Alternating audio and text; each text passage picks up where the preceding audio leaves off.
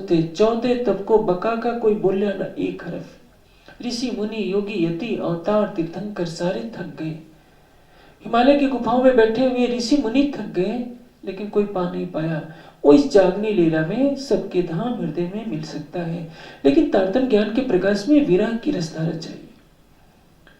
अब वहां दिल्ली में उर्दू बाजार में गरीबदास जी मिलते हैं। उनके माध्यम से जब उनको पता चलता है, श्री जी के चरणों में आते हैं और तारतम्य ज्ञान ग्रहण करके पुनः पहुंच जाते हैं वहां सिद्धपुर। और जो रेवादास जिसको अभी ज्ञान का प्रकाश नहीं हो पाया था, उसको प्रबोधित करते कि रेवादास केवल मंत्र की तरह जपने से कुछ नहीं होगा, ध्यान करो, इस वाणी चर्चा को सुनो।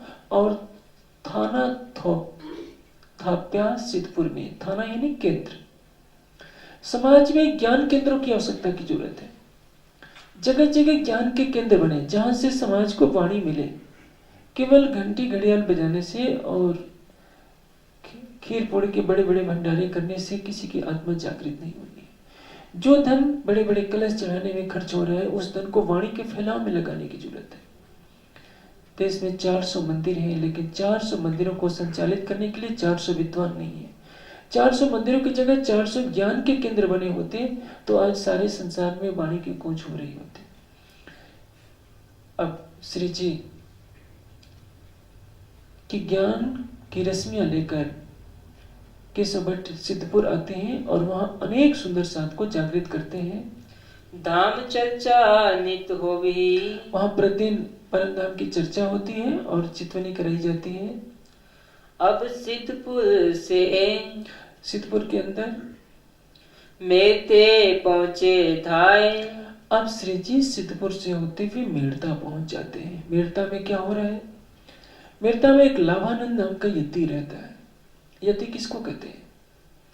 यति की परिभाषा यह होती है कि जो सब कुछ छोड़ चुका है, वैराग्य मूर्ति हो और केवल परमात्मा का चिंतन करता है, ध्यान करता है, उसको यति कहते हैं। योगी यति, ये दो शब्दों का प्रयोग बहुतायत से होता है। योगी यानी योग करने वाला। योगी के लिए आवश्यक नहीं है कि केवल विरक्त ही हो, गृहस्थ भी योगी हो सकता है। संयोग योग इति उक्ता जीवात्मा परमात्मा, जो अपनी चेतना का संबंध उस परमात्मा से जोड़े, उसको योगी कहते हैं। और योग करने वाले के अंदर वैराग्य की मूर्ति हो, वैराग्य पूरे अपने चरण पर हो, बिना मांगे जो मिल जाए उसको ग्रहण करें, उसको यति कहते हैं। यानी संसार की मोह माया से विरक्त। नाम तो उसने यति रख रखा है, लेकिन वास्तव में यति नहीं था, वो एक तांत्रिक था। आजकल देखते हैं लोग तंत्र क्रियाओं में पारंगत हो जाते हैं और अपने नाम के आगे परमहंस शब्द लगा लेते हैं। परमहंस किसको कहते हैं? जो ब्रह्मात्मा होती है, जिसने अपने आत्म चक्षुओं से प्रीतम को देखा होता है, केवल परमहंस कहलाने की शोभा उसको मिलती है। हंस कौन होता है? ईश्वरीय सृष्टि। जीव सृष्टि क्या होती है? कौवा। ईश्वरीय सृष्टि हंस और ब्रह्म सृष्टि परमहंस। मुनि किसको कहते हैं? जो धर्म और तत्व का मनन करता है, उसको मुनि कहते हैं। ऋषि कौन होता है? ऋषियों मंत्र दृष्टार मंत्रान संप्रादो, जिन्होंने वेद मंत्रों को समाधि अवस्था में अर्थ सहित देख साक्षात्कार किया है, उसको ऋषि कहते हैं। विद्वान व्याकरण के बल से, अष्टाध्यायी, निघंट, निरुक्त, महाभाष्य के बल से वेदों के अर्थ तो कर सकता है, लेकिन समाधि अवस्था में उसका साक्षात्कार नहीं कर सकता। वेद किसी ऋषि के बनाए हुए नहीं है, लेकिन 4 ऋषियों के अंदर वेदों की ऋचाओं का प्रकटन हुआ। ब्रह्मा जी ने उनसे एक एक वेद को ग्रहण किया, लेकिन किसी को भी चारों मंत्र वेदों के मंत्रों का रहस्य मालूम नहीं था। जिस जिस ऋषि को जिस मंत्र का रहस्य मालूम हुआ समाधि अवस्था में, आज तक उसके सम्मान के साथ उस मंत्र के साथ उसका नाम जुड़ा आता है कि इस मंत्र का ये ऋषि है। ऋषि बिना समाधि अवस्था में मंत्र का साक्षात्कार किए बिना पद नहीं मिल सकता। महर्षि उसको कहते हैं जो सांगोपांग अंग उपांग सहित चारों वेदों का अध्येता हो। ब्रह्मर्षि किसको कहते हैं? जो ब्रह्म तत्व में डूब गया हो, ब्राह्मी अवस्था को प्राप्त कर लिया हो, उसको ब्रह्मर्षि कहते हैं। अब ये यति जी महाराज कहलाने के लिए यति जी कहलाते हैं। तांत्रिक क्रियाओं से सबको इतना बस में कर रखा था कि कोई डर के मारे कुछ बोलता नहीं था। श्री जी जब मेड़ता पहुंचते हैं, चर्चा के लिए देखते हैं कि कोई आ नहीं रहा है। पता चलता है कि मेड़ता नगरी में कोई भी व्यक्ति चर्चा के लिए इसलिए नहीं आएगा क्योंकि यहाँ लाभानंद यति का प्रभाव है। कोई भी उसके आदेश के बिना चर्चा सत्संग नहीं सुन सकता था। यदि कोई ऐसा करता था तो लाभानंद यति अपनी तांत्रिक क्रियाओं से मरवा डालता था। तांत्रिक क्रिया क्या है, इसको संक्षेप में समझिए। आपके मन में अलौकिक शक्ति है, उसका दुरुपयोग आप करते हैं या सदुपयोग, ये आपके ऊपर है। आप अपनी शक्तियों को नहीं जानते। नारायण की चेतना ही आपके अंदर तो प्रतिभास के रूप में, जीव के रूप में है। आपका जीव जब बैल की योनि में होता है तो क्या आप सोचते हैं कि मैं बैल हूं? सिंह की योनि में जाता है तो सोचते हैं कि मैं सिंह हूं। स्त्री की योनि में आता है तो आप अपने को स्त्री मानने लगते हैं, और पुरुष की योनि में आपका जीव आ जाता है तो आप अपने को पुरुष मानने लगते हैं। कदाचित समाधि अवस्था में आप सारे द्वंद्वों से परे हो गए, जैसे गौतम हुए, बुद्ध हुए, महावीर स्वामी हुए, जिन्होंने अपने निज स्वरूप को देखा कि मेरा स्वरूप कैवल्य अवस्था में कैसे प्रकृति से परे है, संपूर्ण तृष्णाओं से परे।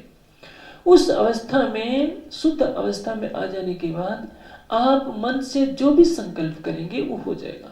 जैसे नारायण की अवस्था क्या है, आदि नारायण की जो अवस्था है वो भी कैवल्य की है, हंस की नहीं।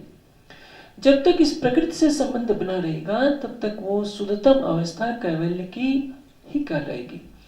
हंस अवस्था उसको कहते हैं जिसमें अपने अस्तित्व का आभास न हो, मैं हूं नहीं। और जब तक ये भाव रहता है कि मैं हूं, तब तक वो कैवल्य अवस्था है। निजानंद योग में इसकी विस्तार पूर्वक व्याख्या की गई है। जब नारायण के संकल्प एकोम बहुश्याम से असंख्यों लोक लोकांतर बन सकते हैं, तो आप भी अपनी शुद्ध अवस्था में जो संकल्प करेंगे वो अवश्य हो जाएगा। पाश्चात्य दर्शन इस तथ्य को नहीं जानता। वो मन को, मस्तिष्क को, माइंड को, बुद्धि को सब एक ही मान लेता है, और जीव को भी।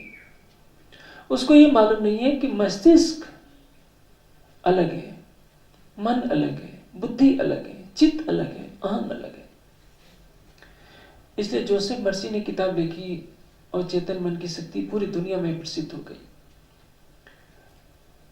लेकिन उसमें कई त्रुटियां आ जाती हैं, क्योंकि लेखक ने प्रयास तो बहुत किया है, ये बेचारा नहीं समझ पा रहा है कि मन और मस्तिष्क दोनों अलग अलग है।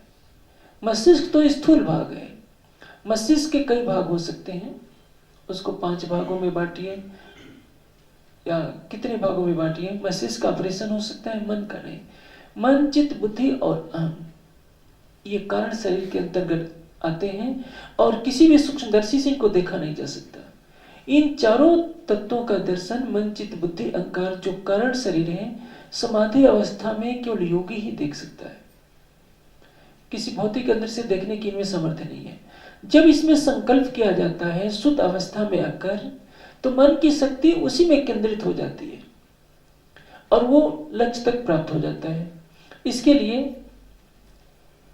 जैसे सुंदर साथ को कई इच्छाएं रहती है कि राजी हमारा ये काम कर दें तो मैं पाठ रखवा दूंगा, मैं बागे चढ़ा दूंगा, मैं ये कर दूंगा। राज्य को भौतिक पदार्थों से क्यों खुश करते हैं? अक्षरातीत को यदि पाना है तो उस अक्षरातीत को पाने के लिए शुद्ध हृदय से पुकार कीजिए।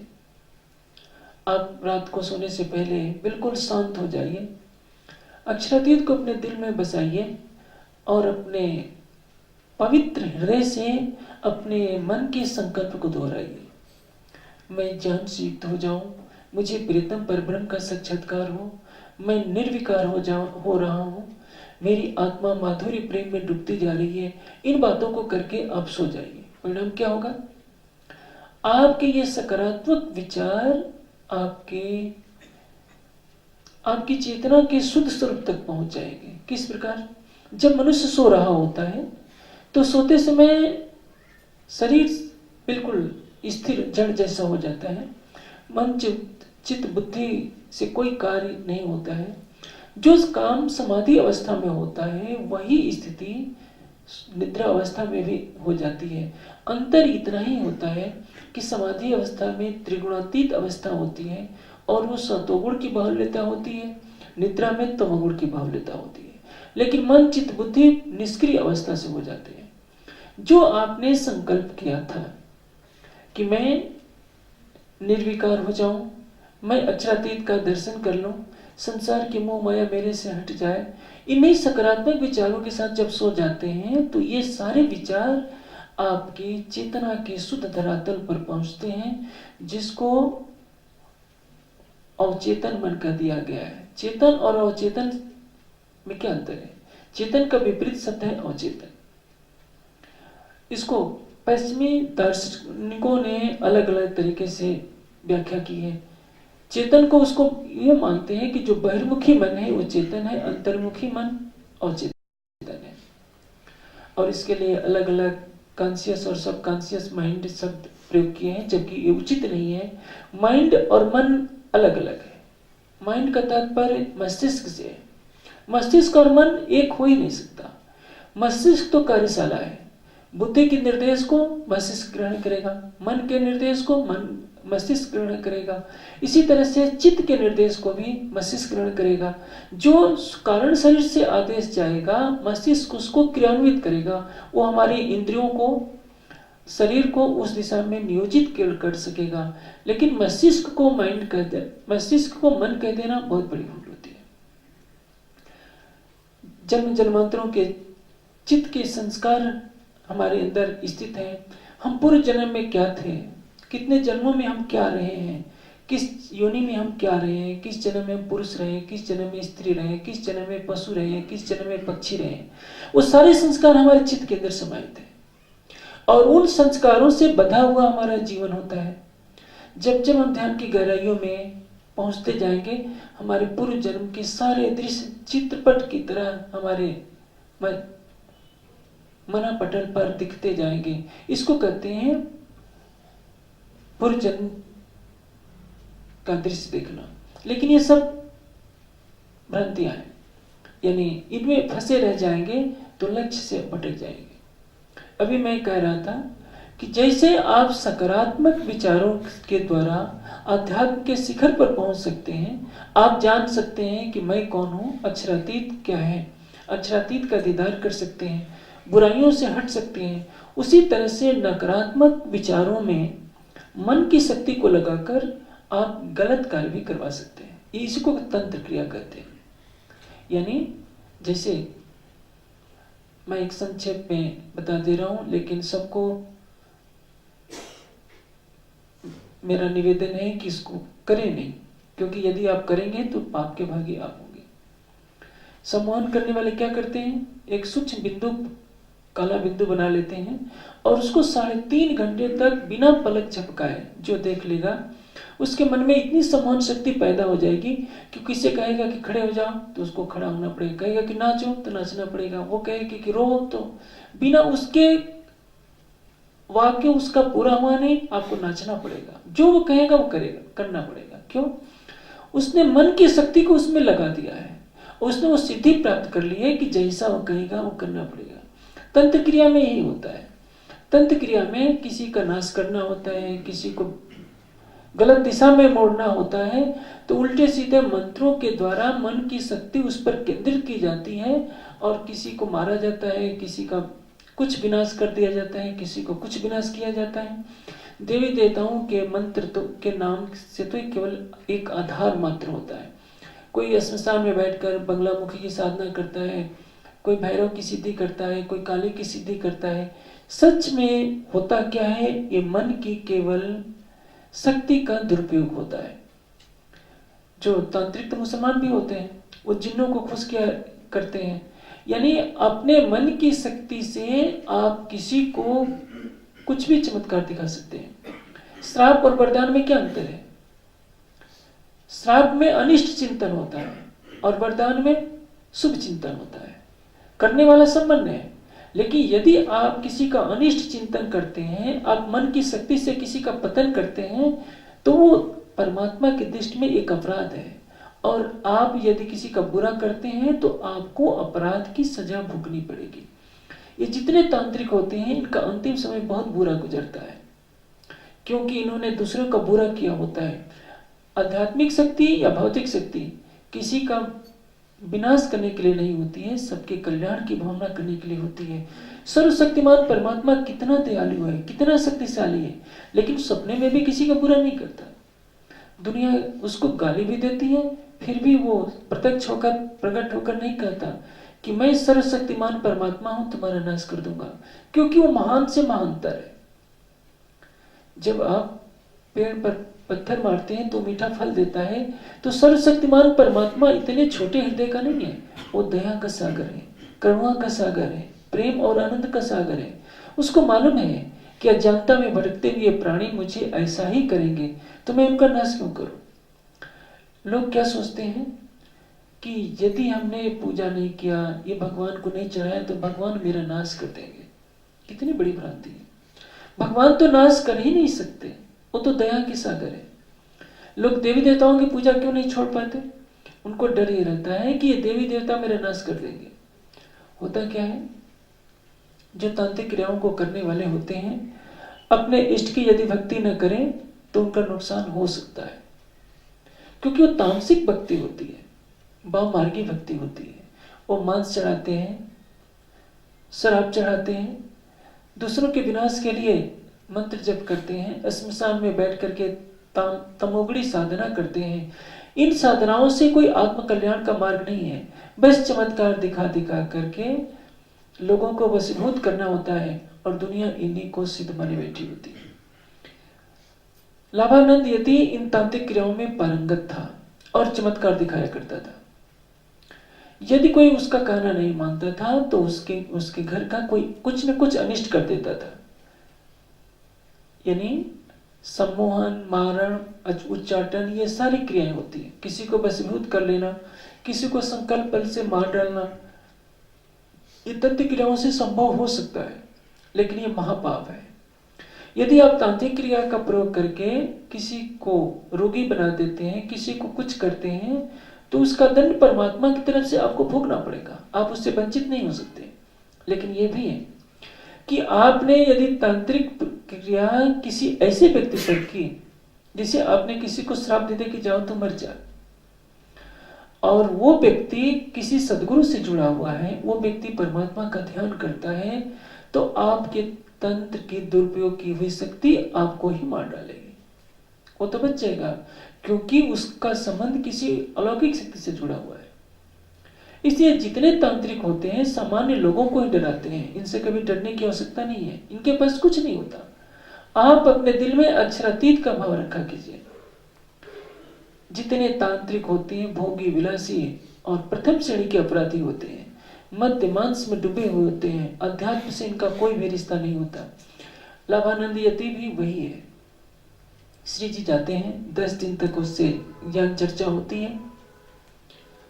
उसको तो कुछ मालूम ही नहीं कि अक्षरातीत क्या है, अक्षर क्या है, योग माया का ब्रह्मांड क्या है।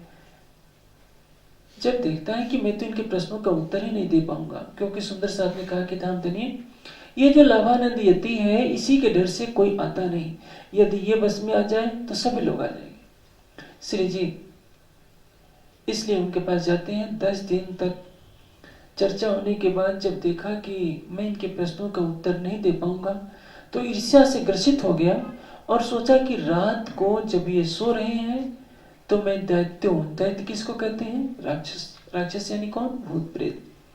भूत शब्द से दुनिया में 2 विचारधारा है। जो विचारधारा भौतिकवादी विचारधारा है वो मानती है कि भूत होता नहीं। इसको रूढ़िवादिता में भी कहा जाता है। वेद के विद्वान भी भूत का अर्थ सूक्ष्म प्राणी कहते हैं। ये बात बिल्कुल सही है। भूत का अर्थ प्राणी ही होता है। हमारा जो स्थूल शरीर है ये कार्य कर रहा है, लेकिन वासना ग्रसित ऐसा शरीर जो स्थूल शरीर से रहित हो लेकिन वासना के जाल में फंसा हुआ हो, जिसके कारण उसका पुनर्जन्म नहीं हो पा रहा है और वो भटक रहा है, उसको भूत कहते हैं। भूत यानी सूक्ष्म शरीरधारी जीव। जैसे सामान्य प्राणी में वासना होती है, उसके अंदर भी वासना होती है और वो अपनी वासना की तृप्ति के लिए तरह तरह के हथकंडे अपनाता है। हाँ, वो दुख की एक योनि है। जैसे ये जो हमें स्थूल शरीर मिला है, इससे अधिक कीमती कुछ भी नहीं है। यदि हम इसका उपयोग भोग में करते हैं तो ये निरर्थक हो जाता है, बुढ़ापे का शिकार होकर के जर्जर हो जाता है। लेकिन यदि इसका उपयोग हम सही दिशा में करते हैं तो इसी शरीर से साक्षात पूर्ण ब्रह्म सच्चिदानंद का साक्षात्कार कर सकते हैं, भवसागर के बंधन से पार हो सकते हैं। मनुष्य तो अपने शरीर की कीमत जानता ही नहीं है। शरीर माध्यम खलु धर्म साधनम, शरीर धर्म का साधन है।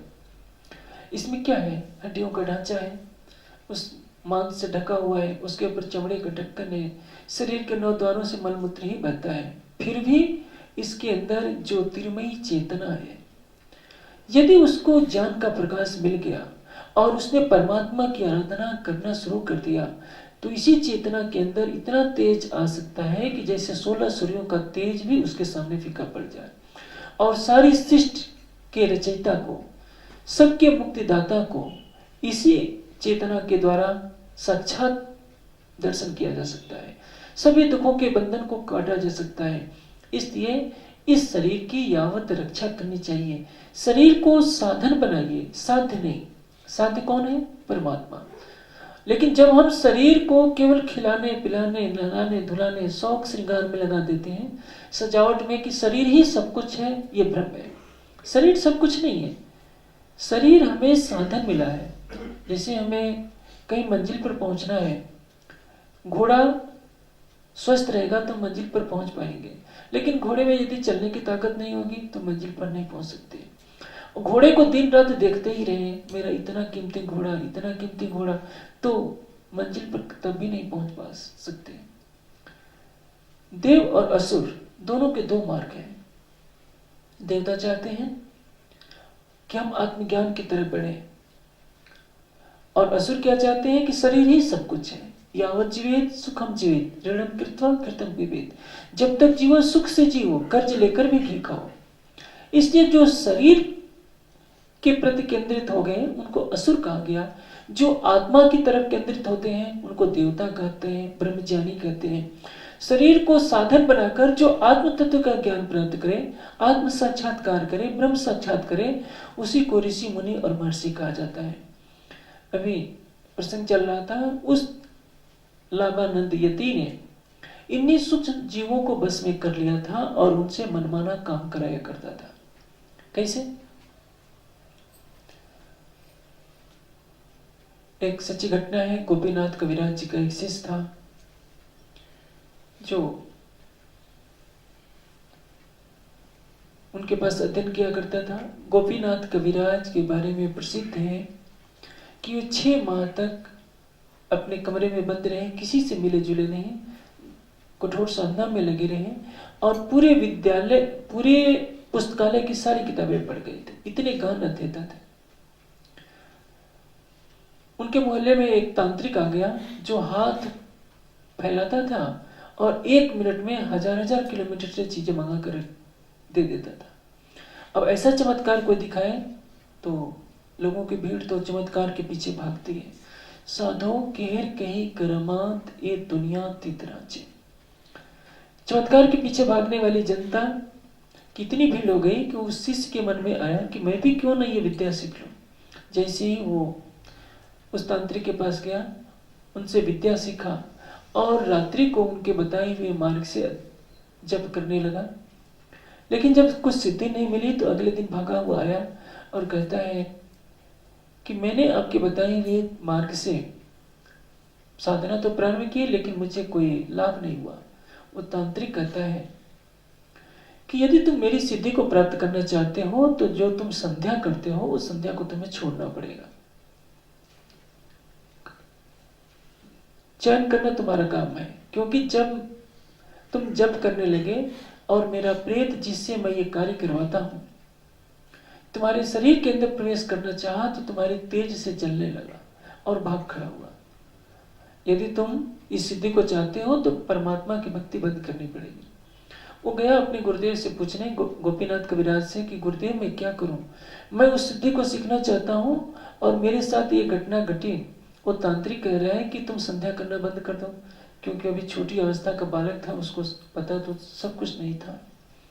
गोपीनाथ कविराज ने कहा कि देखो, यदि तुम संध्या करते हो तो तुम्हें मोक्ष प्राप्त हो जाएगा, लेकिन प्रेत सिद्धि करने के लिए, चमत्कार दिखाने के नाम पर जिस प्रेत को तुम खुश करना चाहते हो और अपने अंदर प्रवेश कराना चाहते हो, मरने के बाद वह तुमसे सेवा कराएगा और तुम्हें प्रेत योनि का शिकार होकर तुम्हें उसकी गुलामी करनी पड़ेगी। और तुम्हारे ऊपर है कि तुम मोक्ष मार्गी बनकर के परमात्मा का आनंद लो या प्रेत योनि का शिकार बनो। यह है तंत्र विद्या जो मुसलमान होते हैं जिन्नों के द्वारा चमत्कार दिखा देते हैं, हिंदू भूत प्रेतों के द्वारा। भूत प्रेत, जिन्न क्या है? जिन्न और भूत प्रेत में अंतर इतना ही होता है कि मुस्लिम लोग मरने के बाद अपने मृतक शरीर को कब्र के अंदर डाल देते हैं,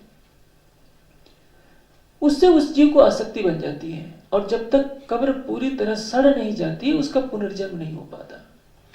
पुनर्जन्म का सिद्धांत शाश्वत सत्य है। सूरज पश्चिम में उग जाए लेकिन पुनर्जन्म तो होता है। कोई मुस्लिम क्रिश्चियन भले ही हठवादता से कहे कि पुनर्जन्म नहीं होता है तो उसका भ्रम है। चेतन जीव किसी न किसी योनि में प्रवेश करता है। हाँ, जो कब्र में जिनको गाड़ा जाता है उनको अपने शरीर का के प्रति आसक्ति बनी रहती है, इसलिए उनका जन्म तब तक नहीं हो पाएगा जब तक उस आसक्ति को छोड़ न दे। हिंदू अपने शरीर को जला देते हैं, इसलिए उनका जीव जलते ही तुरंत दूसरे योनि में प्रवेश कर जाता है। लेकिन यदि किसी आकस्मिक दुर्घटना का शिकार हुआ हो तो उनको भी पुनर्जन्म नहीं हो पाता है और वह जीव वायुमंडल में भ्रमित होते रहते हैं, वासना से ग्रसित होने के कारण कि मैं नहीं मरता तो ज्यादा अच्छा था, और वो अज्ञान की अवस्था होती है, उनको प्रेत योनि में कहा जाता है। और तांत्रिक लोग मन की शक्तियों से उनको बस में बुला करके किसी को मरवाना है, किसी को कुछ उल्टे सीधे काम करवाने हैं, चमत्कार दिखाने हैं, बस इसी को करते रहते हैं। भोली भाली जनता उनको सिद्ध पुरुष मानकर पूजती रहती है। लाभानंद यति ने सोचा कि रात को जब ये सो रहे हैं मैं पत्थरों की वर्षा कराकर मैं इन सबको मार डालूं। यह है तामसिक प्रवृत्ति। ब्रह्म ज्ञान लेना नहीं चाहता। अक्षरातीत आए हैं सामने, लेकिन वो कितना बदनसीब है कि उन्हीं के ऊपर पत्थरों की वर्षा कराना चाहता है, वो भी नाचीज भूत प्रेतों से। जो भूत प्रेत बड़े बड़े पत्थरों के खंड को, बड़ी बड़ी शिलाओं को उठा लेते थे, सारी ताकत लगाकर थक जाते हैं, एक रोड़ी भी उनसे उठती नहीं। पंचवासना देव जहां खड़े। अब चौपाई सुनिए। पंचवासना सब देव जहाँ खड़े। जहां पंचवासनाएं कौन है? ब्रह्म सृष्टि आई है, असराफिल जबराइल भेज दिया अमर, निगाह बानी कीजियो मेरे खास बंधु पर। आप अपनी आंखों से सूक्ष्म स्वरूपों को नहीं देख सकते, आपकी आंखें स्थूल पदार्थों को देखने के लिए है। सर्वशक्तिमान परमात्मा की सत्ता तो कण में है। मूर्धा ज्योति सिद्ध दर्शनम। मूर्धा ज्योति में जब ध्यान समाधिस्थ हुआ जाता है तो सिद्ध पुरुषों का दर्शन होता है। लेकिन इन आंखों से तो हम स्थूल व्यक्तियों को देख सकते हैं, सूक्ष्म शरीरधारी प्राणियों को नहीं देख सकते। हाँ, लेकिन जिसको ये आभास रहता है कि मेरा परमात्मा मेरे साथ है, उसको किसी न किसी रूप से दैवी सहायता मिलती रहती है। ब्रह्मशिष्टों ने मानव तन को धारण किया है, उसकी एक मर्यादा है। जब तक उनकी आत्मा जागृत नहीं होती तब तक उनके तन से चमत्कार की आशा भी की नहीं जा सकती। हाँ, राज्य की तरफ से स्वयं करवा दिया जाता है। अक्षर की पांचों वासनाएं, कबीर जी, विष्णु भगवान, सनकादिक, सुखदेव और शिव जी। पंचवासना देव जहां खड़े। हर ब्रह्म सृष्टि के साथ ये देवी देवता और पंचवासनाएं उनकी सुरक्षा के लिए मुस्तैद रहती है। इसलिए ये न समझिए कि आपने इनकी भक्ति नहीं की तो ये रूठ जाएगी। गुजरात में ही होता है। घर घर जाकर देखिए, अंदर घर में राज्य की वाणी पधराई होगी और बाहर गणेश जी जरूर रहेंगे। उत्तर भारत में भी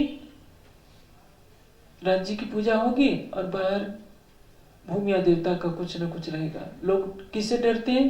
कहीं भूमिया देवता रूठ न जाए, कहीं किस देवता की, कहीं किस देवता की, कोई गोगा जहारवीर की कोई पूजा कर रहा है, कोई भूमिया देवता की पूजा कर रहा है, कोई गणेश जी की पूजा कर रहा है, कोई लक्ष्मी जी की पूजा कर रहा है। वो सोचते हैं कि नाराज हो जाएंगे तो हमारा घर का नाश हो जाएगा, इसलिए राज्य को तो हम आत्मा से मानते हैं, इनको भी खुश कर लेते हैं, उनको भी खुश कर लेते हैं। और दुर्भाग्य की बात है कि हमारे समाज का एक बहुत तेरा वर्ग जब शादी विवाह में या अन्य क्रियाकांड होते हैं तो उसमें कहता है कि नहीं, राज्य की पूजन करने की कोई आवश्यकता नहीं है, देवी देवताओं की और नवग्रहों की पूजा करता है। उसका कहना यह होता है कि राज्य तो आत्मा के सुख के लिए है। इन संसारी कामों में हमें देवी देवताओं की पूजा करने में कोई दोष नहीं है, लेकिन ये सबसे बड़ा अपराध है। जब तक भूली नींद में तब तक नहीं दोष, जब जागी है किल में भूली सी अफसोस। वाणी के ज्ञान के प्रकाश से जब आत्मा जागृत हो जाती है तो राज्य को छोड़कर किसी अन्य की पूजा करती है तो इससे बड़ा पाप और कोई नहीं। पति पत्नी के सारे अपराधों को क्षमा कर सकता है, लेकिन उसके प्रेम में जो दरार पड़ती है उसको सहन नहीं कर सकता। उतरते अरवाहों सो हकीक कया अलस्तो बेरबकुम। राज्य ने केवल एक ही बात पूछी थी, ये तो नहीं कहा था कि तुम शराब पीने लगोगी, तुम मांस खाने लगोगी। सबसे बड़ा अपराध क्या है? तुम मुझे भूल नहीं जाना। सखियों का उत्तर क्या था? भले न भूले हम, राज्य हम आपको भूलेंगे नहीं। और यदि वाणी मिल गई है और हम कह रहे हैं कि नहीं, शादी विवाह में तो नवग्रहों का ही पूजन करना होगा, गणेश का ही पूजन करना होगा। पहली बात तो यह है कि जो वेद को मानते हैं वो कभी भी गौरी गणेश को, नवग्रहों की, शनि की, राहु की, केतु की पूजा नहीं करते हैं। सब आडंबर है। शनि नाम का कोई देवता है ही नहीं। ये तो पिक्चर वाले सीरियल बनाकर भोली भाली जनता को गुमराह कर रहे हैं। शनि, सूरज पश्चिम में उग सकता है लेकिन शनि नाम का कोई देवता नहीं है। ये झूठी मनगढ़ंत कहानी है। और सारा हिंदू समाज शनि नाम के देवता की कहानी गढ़ करके तेल गिराता है कि शनि देवता खुश हो जाएंगे। शनि तो बेचारा ग्रह है, वो आकाश में घूम रहा है। मनुष्य के सुख या दुख से उसका क्या लेना देना। राहु और केतु कोई ग्रह नहीं है। ये तो दो राशियां दो बिंदुओं पर मिलती हुई प्रतीत होती हैं, उन बिंदुओं को ये राहु और केतु कहते हैं। इन ज्योतिष वालों को तो ग्रह, ज्योतिष विद्या का भी पूरा ज्ञान नहीं है। चंद्रमा को ग्रह मान लिया है, सूर्य को ग्रह मान लिया है। सूर्य तो नक्षत्र है, चंद्रमा उपग्रह है, वो ग्रह कहां से हो गया? जड़ पदार्थ की पूजा के लिए वेद में कहीं निर्देश नहीं है, वेदांत में, गीता में, उपनिषद में कहीं निर्देश नहीं है। वैदिक ग्रंथों में तो कहा है, यो अन्याम देवताओं उपास्ते स न वेद यथा पशवी एव देवानाम। जो एक परमात्मा को छोड़कर अन्य किसी की उपासना करता है वो विद्वानों में पशु के समान है। वेद कहते हैं, न त्वामान अन्यो न पार्थिवो न जातो न जिनस्ते। हे परमात्मा, तुम्हारे समान न कोई था, न है और न कोई होगा।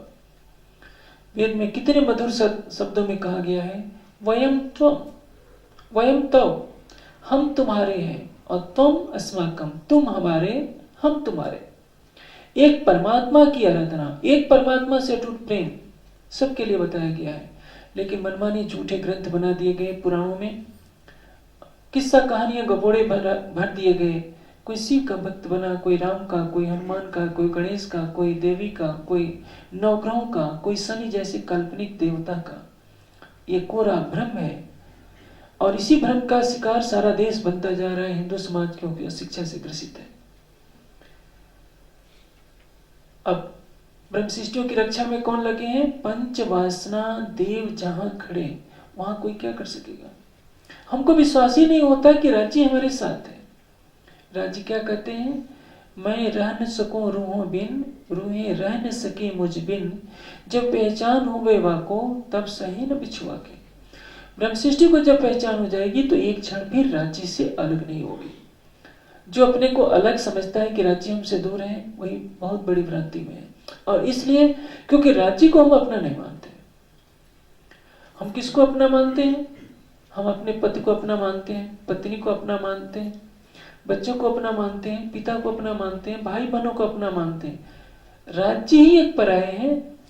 घर के कोने में बाणी रख देते हैं, सोते समय भी संसार की यादों में सो जाते हैं। आप केवल इतना कीजिए कि सोते समय राज्य को दिल में बसा कर सोइए। सवेरे उठिए तो सारा काम छोड़कर केवल राज्य को याद कीजिए। फिर देखिए आपको 24 घंटे ये एहसास होगा कि राज्य पल पल हमारे साथ है। एक पल के लिए भी न कभी दूर हुए न कभी हो गए। अपनी आंखें बंद कर अपने दिल के कोने में देखिए, युगल स्वरूप की मोहिनी मूर्त आपके हृदय कमल में बसी हुई दिखाई देगी। इतना ऊंचा ज्ञान हमारे पास है, लेकिन हमने इसको कुछ नहीं फैलाया, और परिणाम ये हुआ कि सारा हिंदू समाज ईंटों और पत्थरों की पूजा में लगा है। और दुर्भाग्य से हमारे समाज में भी अब पत्थर पूजा शुरू होने जा रही है। राधा कृष्ण की मूर्तियां बननी शुरू हो गई हैं, और हो सकता है समाज का एक वर्ग इसको पधराना भी शुरू कर दे। जहां तक कुछ शुरुआत भी हो गई है, कुछ मंदिरों में राधा कृष्ण की मूर्तियां भी पधराई जा चुकी हैं। क्या होगा? पूजने के लिए वाणी थी, ग्रंथ पूजा मध्यमा, अधमा मूर्ति पूजा, मानसी पूजा को सर्वोपरि कहा गया। लेकिन आज जब राधा कृष्ण की मूर्तियां बनाई जाएंगी तो इसमें प्राण प्रतिष्ठा भी करनी पड़ेगी। जैसे प्रवाही कर रहे हैं वैसे ही हमने कर दिया। वाणी कहती है, बढ़ के हमारे कदीम के पूजत आए ए, आग पानी पत्थर है पर रब बाप दादू का जी। राधा कृष्ण की मूर्ति किसकी बनेगी? या तो मिट्टी की बनेगी, या पत्थर की बनेगी, या धातुओं की बनेगी। और इसको कौन चलाना चाह रहा है? जो समाज के सबसे बड़े आगेवान है। जो वाणी ने मना किया है कि मूर्ति पूजा नहीं करना, आज हम वही करते जा रहे हैं। मूर्ति पूजा को सब कुछ मानते हैं। ये मूर्ति पूजा, गादी पूजा, अब तो खड़ाऊ पूजा भी होने लगी है, खड़ाऊ के भी मंदिर बनने लगे। वृक्षों की पूजा हम करते हैं, आखिर क्या नहीं होता है? महापुरुषों की समाधि पर सम्मान रखना चाहिए, लेकिन समाधि पूजा तो चल ही रही थी। अब खिचड़ा वृक्ष की भी पूजा, उसकी आरती, उसका भोग, कितना अंधविश्वास चल पड़ा है। न जाने आने वाले समय में अभी क्या चलेगा। एक वाणी के सिवा किसी का भी पूजन नहीं होना चाहिए। हाँ, जो संत महापुरुष हैं उनके फोटो को आदरपूर्वक रखिए स्मृति के रूप में, लेकिन ध्यान में केवल युगल स्वरूप को बसाइए। जब तक युगल स्वरूप आपके धाम हृदय में नहीं बसेंगे तब तक आपकी आत्मा जागृत नहीं हो सकती है। सारी शक्ति लगाकर थक जाता है लाभानंद यति, लेकिन कुछ भी नहीं हो पाता। अंत में निराश होकर के बैठ